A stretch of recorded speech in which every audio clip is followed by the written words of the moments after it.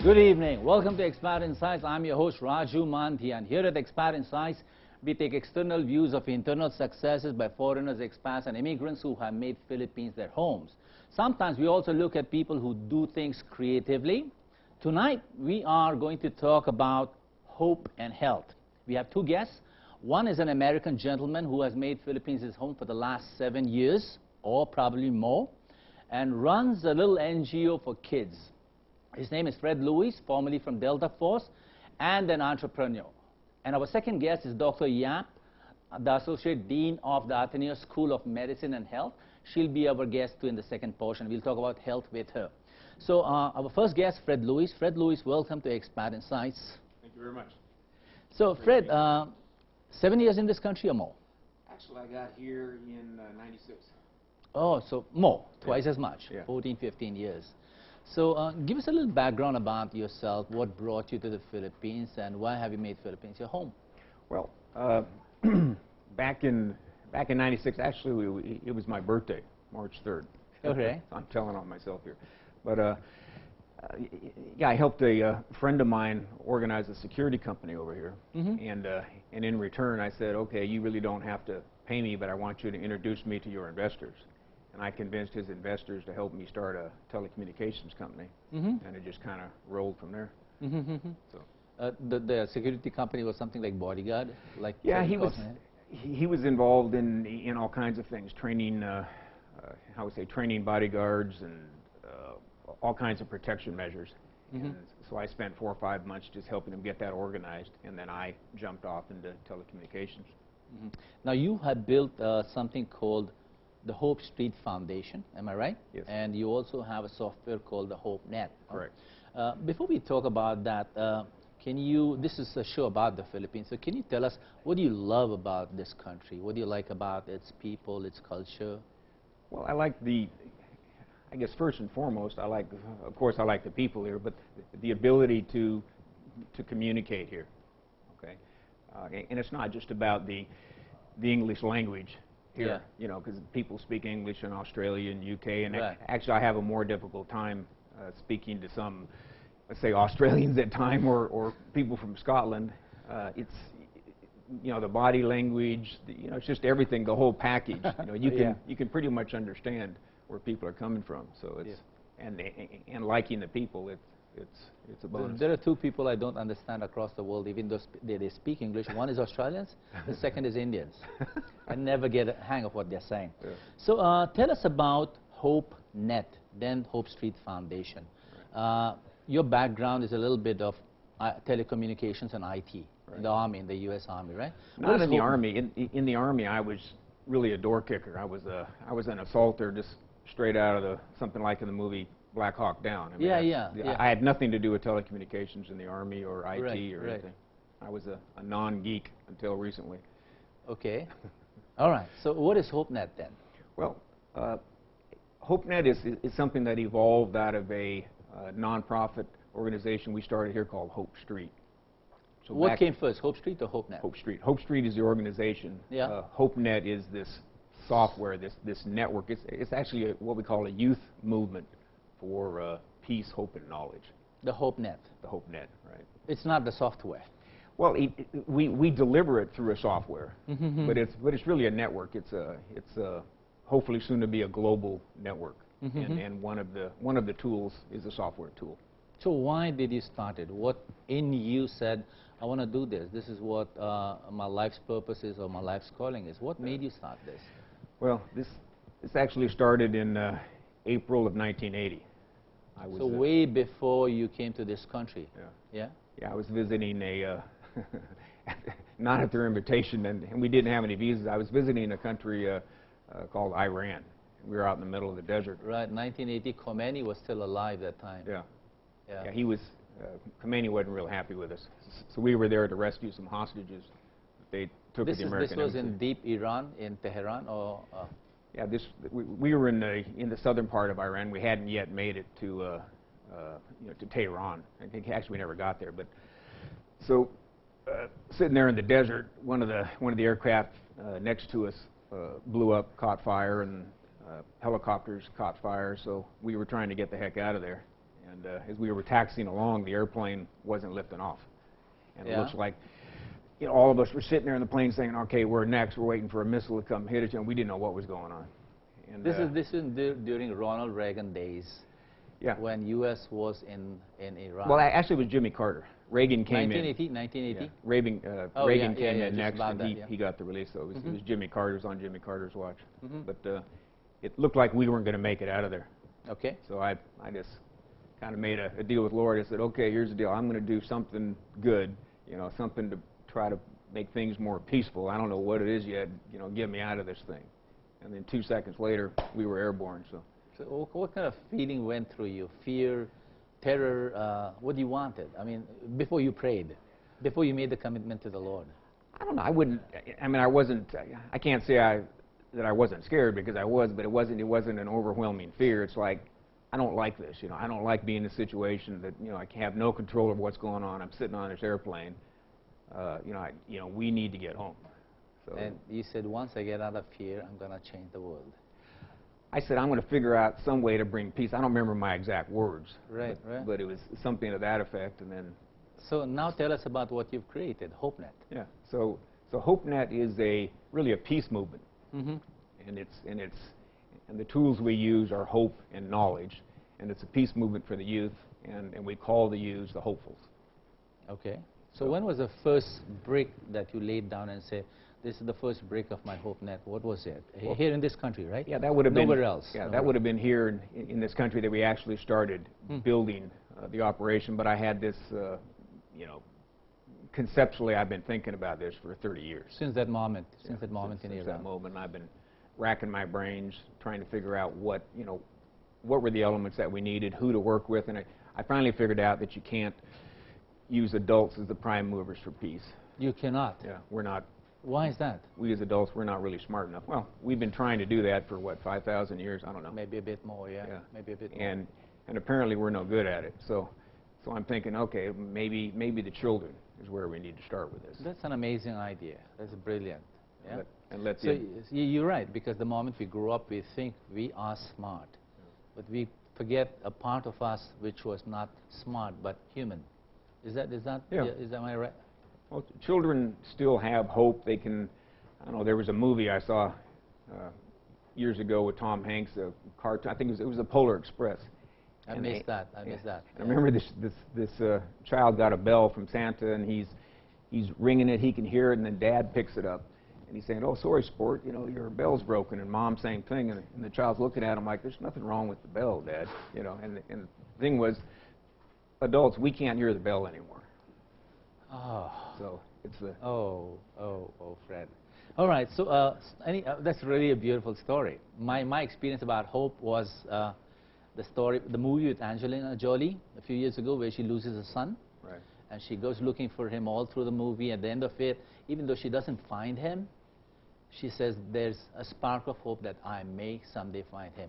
So my point here is that hope really drives us. Yeah? Hope is at the core of everything we think, do, and say. I mean, it's at the very, very core of our persons. And if we're hopeful, if we have a positive outlook, then we'll do positive things. If we feel we've lost hope, then as an individual, we'll do things we're not proud of necessarily, or even as a government, as a nation, we'll go do something that we'll be sorry for later. So from that day now, since the day you put the first brick down for HopeNet and Hope Street organization, what have you achieved? What has been built? What can we see or tell the people that, hey, we've done this, and this is our first ray of hope? Well, we got the HopeNet program, the HopeCybrary and the HopeNet program going in Maximo Elementary School. That's in Makati. Maximo? Maximo. Right. It's a public school or a private school? It's a public school. There's about 2,000 children go there. All right. What have you done? So we took a small cross-section of students from 5th and 6th grade. It was a small group, and we've enrolled them in this program. But we started off first by going in and fixing up their computer laboratory. So they had roughly 30 computers in their laboratory that weren't really functioning very well. So we went in and reconfigured them, and helped them with their local area network and got the internet going and all these kinds of things. And when you say we, you had a team? Yes. Yes. Filipino Yeah, band of correct. supporters for you? Yeah. All right. So the guys go in and get the computers working, then they go in and set up what we call internet filtering, which, to our experience so far, the schools, or the elementary schools anyway, didn't have internet filtering. And there's some really dangerous content on the net, so we want to make sure People that could log on to anything in the world, yeah? yes, we want to, make sure that there's no predators that are, involved with these kids. So we put in a system for internet filtering, and then we'll go in and familiarize the children with the program, how HopeNet it works, and then we start the activity. So we actually launched in July. This year? Yes. So 30 computers to start with in the school of Maximo School, right? Right. And how has it progressed so far? It's going great. Actually, it's quite amazing. The feedback that we're getting is that they've never seen the kids act like this. They've never seen the kids get that excited. And for example, in the public schools, they have programs for, they'll have tutoring programs or reading programs, lots of little programs, but one of the things they have difficulty with is getting the kids to want to attend. And sometimes the parents aren't very supportive, and then after a week or two, the programs just kind of go away. So, but in our case, we've been quite fortunate. We got a great... You've been able to sustain it. We have a great group of volunteers, and the kids keep coming back day after day after day after day. So that's kind of a first. That's I have a bunch of pictures that come from you, and we'll cue them up so that we can see and talk about them. Yeah. Okay. Can we ask them to cue the pictures here? This is your band. Or this is Maximo. Who's Right. that? Yeah, that's inside the Cybrary. That was during our launch, actually. Yeah. This is in your offices or No, in no, that's inside Maximo Elementary School. Okay. Those are teachers or your team? I'm not sure. There's a group of teachers, volunteers, and you can see also we've gone in and we kind of fixed up the room to make it look kind of like a spaceship inside. All right. And there's the the hopefuls. students? Yeah, that's the Maximo students. We call them the hopefuls. Is that a logo? The green T-shirt? Yeah, yeah, that's our little That's T-shirt. HopeNet, yeah? Yeah. Okay. So who funded this? You did it out of your own pocket Yeah, first? initially it was just me. Yeah. And a small little group of expats here and there, and then it went back to just me only. Yeah. And then I got hold of a partner of mine in Iraq, who's an American citizen. I was in Delta with him. He's still there. He's Yeah. still in Iraq. He's still in Iraq. So how are you planning to take this or spread this around the nation and then further beyond that? What are your plans? Well, I'm hoping that I can inspire, I guess, kind of a Filipino equivalent of myself that would join with us to want to get this program throughout the elementary schools. And we now have a contract with DepEd to provide this in Makati to 28 schools. And it's really just a question of getting the staff on board and getting out there. So we beta tested this program. It's kind of like a proof of concept. It works. The kids love it. So now it's time to expand.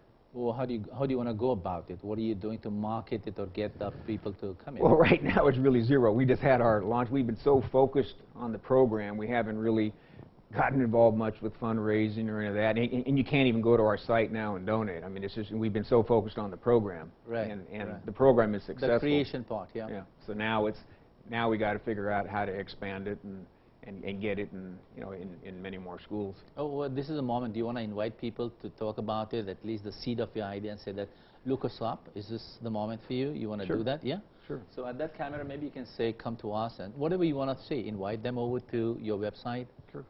Well, yeah, I'd like to invite, again, this is not really about the money so much as we need to get people involved. And we've got a great group of volunteers right now that work at Maximo Australia School. Helping the kids, helping with all kinds of things, helping them with their kindness works. I guess, and you can go online and help as well. So we built a special software interface, and you can go online and do all kinds of things. You can help tutor the kids, mentor the kids. You can add knowledge content. So there's tons of things you can do. And if somebody really wants to get involved with improving, education and knowledge here, then I just invite them to come and talk to me, and let's see how we can partner up. But this program really does work.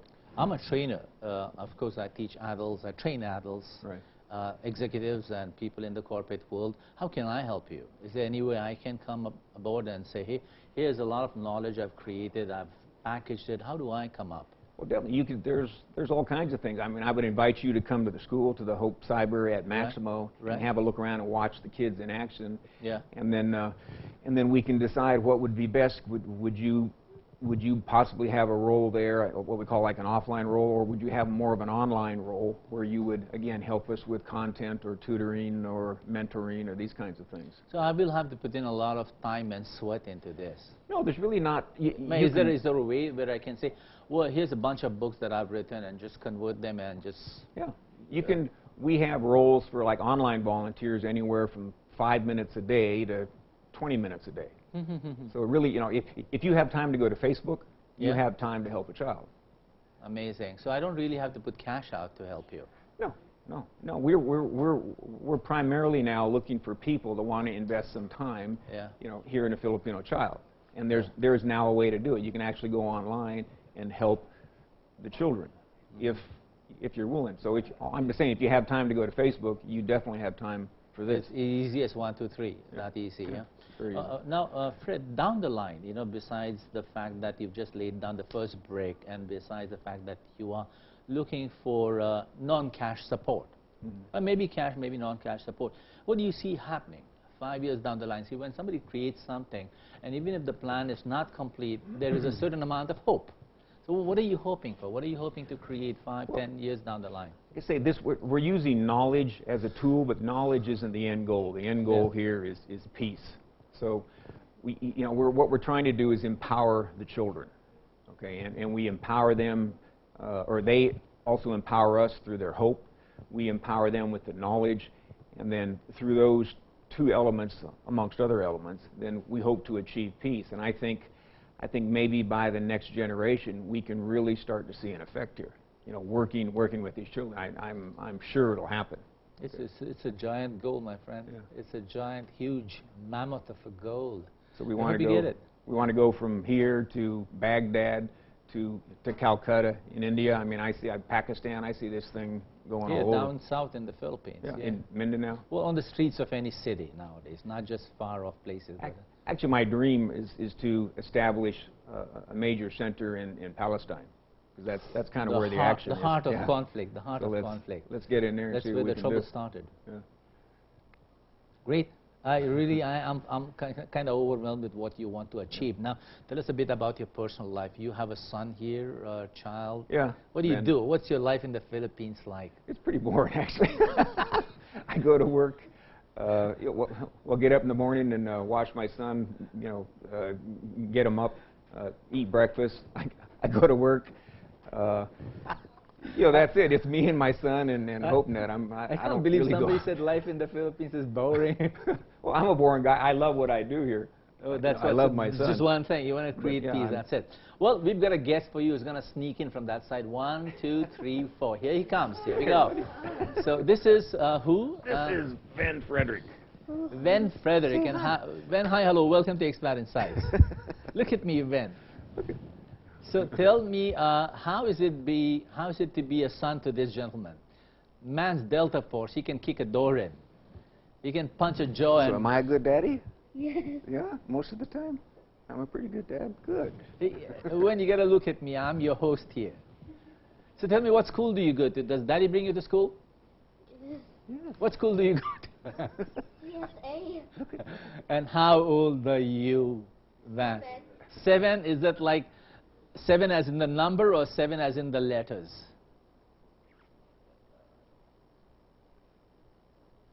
Describe a day with Daddy. How about that? How's your day with Dad? Tell what happens. What do you do when you wake up in the morning? Who brushes his teeth first? You or Daddy? Who's up first in the morning? Both together. We brush together, right?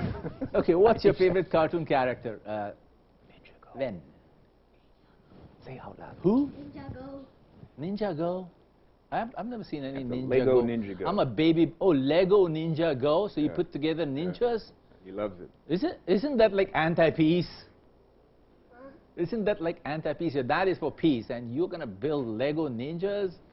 Well, you're going to get all the bad guys, right? And I'm going to help all the kids. So that was Ven Frederick Lewis. Fred, thank you very much for being on Expert Insights. I wish you all the best, and we hope for the best. Whatever you're doing is amazing stuff. And personally, I will come down and see what I can do. So you'll have to show me the ropes. Okay. And then I will put the word out on this show or wherever I can, and people can come down and add value to whatever you're doing. So fantastic. Thank you for being on Expat Insights. Don't get up yet and go. I want you to tell me this. The geographical places, what do you love in the Philippines the most? What's your favorite place to go? Even though it's boring. You mentioned it's boring. I can't believe it. No, me. I'm a boring guy. Oh, you're the boring guy. 95 million Filipinos are exciting. So what's a good place to go for you? Where do you go? To cool, unwind, yeah? Where we'll go, we go quite often to Clark. It's fairly nearby, the old air base. Oh, yeah? The beach, the small, tiny little beach. We hang out there. There's little kind of small miniature mountains, and we go walking around, and we also go to Subic. So we like to get out in the country and fool around. That's your favorite place to go to become... ride horses and stuff, yeah. All right, thank you very much. Welcome to Expat Insights. So that was Fred Lewis, the founder of HopeNet and the creator of Hope Street Organization. And I'm your host, Raju Mandian. Stay with us. We'll come back with Dr. Ya from Ateneo to talk about the status of health in this country.